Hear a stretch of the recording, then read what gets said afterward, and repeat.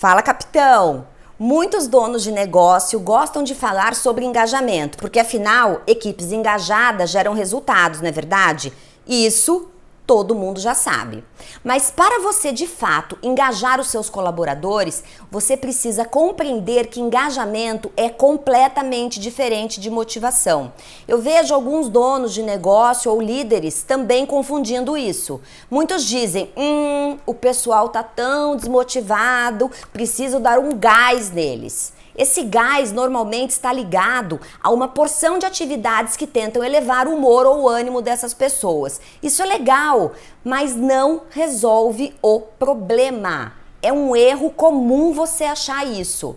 Olha só, por mais que engajamento signifique uma conexão emocional, de vestir a camisa e sentir parte, as pessoas sentirem que fazem parte daquele ambiente, entendem a estratégia, onde o jeito de ser da empresa faz sentido para as suas vidas. Mas tá bom. Aí as pessoas me perguntam, Carla, como então engajar o meu pessoal sem confundir isso com desmotivação? Eu gosto de ilustrar esse tema com uma pequena e interessante história real que aconteceu em meados dos anos 80 em Fremont, na Califórnia, onde uma filial da GM passava por uma grande crise. Era uma das últimas fábricas no ranking em produtividade em todos os Estados Unidos. Era um momento muito ruim. Todos os líderes já admitiam que os funcionários não conseguiam mais desempenhar um bom papel e que estavam todos desengajados. Para se ter uma ideia, a taxa de absenteísmo, ou seja, de funcionários que faltavam no trabalho, chegava a 20%. Um reflexo claro do desengajamento e o descompromisso destes colaboradores. Depois de algum tempo, a GM decidiu que não ia dar conta de manter aquela fábrica porque os índices eram todos muito ruins e decidiu então fechar a fábrica. No meio das discussões estratégicas, muitos líderes bateram o pé sobre o fechamento da fábrica, principalmente porque ali já tinha uma capacidade de produção instalada ótima. E em um determinado momento das discussões, eles tiveram a ideia de fazer uma parceria com a Toyota. A ideia era trazer a Toyota para que eles pudessem aproveitar a fábrica e assim a GM conhecia o jeito de ser e de fazer da Toyota. Bom, alguns acharam aquilo uma completa loucura. Eles acreditavam que até o melhor jeito de fazer não poderia de jeito nenhum salvar aquela fábrica. Mas a Toyota aceitou o desafio. Após alguns dias analisando a situação, os líderes da Toyota decidiram, como primeira grande ação, reduzir drasticamente o quadro gerencial para ter mais agilidade nos processos e flexibilidade na gestão.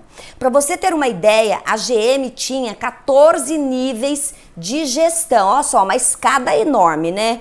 E a Toyota então decidiu deixar apenas 3 níveis de liderança. Decidido quem encabeçaria esses 3 níveis, ela tratou de levar os gerentes para um treinamento no Japão, para capacitá-los, desenvolvê-los para o que viria a acontecer na Califórnia.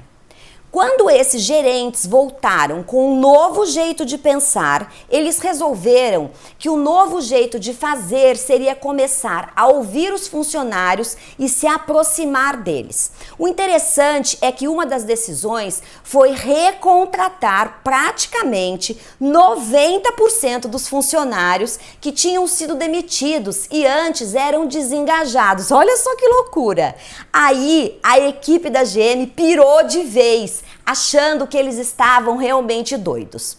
Outra medida que a liderança adotou foi dar autonomia para os colaboradores. Eles diziam, se tiver algum processo dentro da fábrica que está impedindo ou atrapalhando a performance, a produtividade ou a qualidade, vocês têm 100% de poder para parar a linha de produção. Eles instalaram o uso de uma cordinha no meio do processo de fabricação. Toda vez que um funcionário via algo que estava atrapalhando a produção, ele poderia puxar então aquela cordinha e tudo parava. E os líderes se reuniam com aquele funcionário para analisar a causa e debatiam alguma solução para aquele problema se fosse viável. Imagina só, estamos falando dos anos 80, isso era algo muito novo, essa responsabilidade que eles assumiram. Ainda mais em uma fábrica com queda de produção, de qualidade e engajamento, prestes a fechar. Exatamente um ano depois que a Toyota assumiu a liderança, os resultados começaram a acontecer. A produtividade subiu e eles logo estavam entre os 5 primeiros mais produtivos dos Estados Unidos.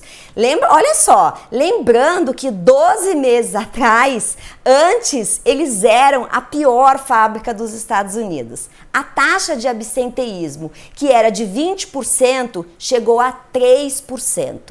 Pouca gente faltava no trabalho, porque elas estavam se sentindo parte, entendendo tudo e tinham vontade de estar ali.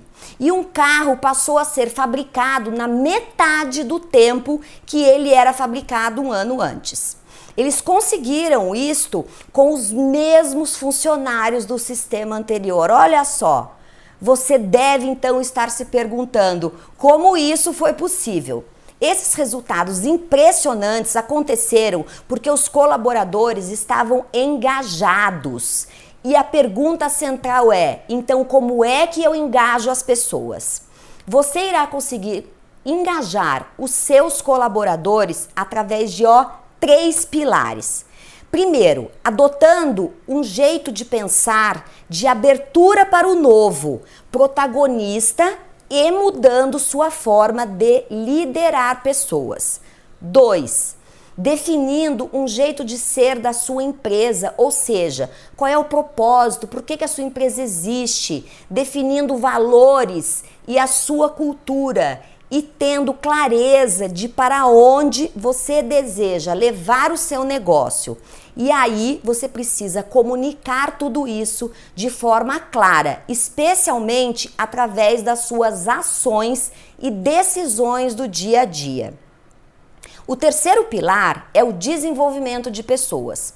As pessoas, e especialmente os talentos, se engajam com uma cultura que fazem sentido para suas próprias vidas, onde eles podem aprender, se desenvolver e realizar a sua potência. Depois de um ano fazendo essa integração de líderes e funcionários, a Toyota registrou mais de 8.000 ideias que surgiram a partir da tal cordinha de produtividade, da autonomia que os colaboradores ganharam para participar.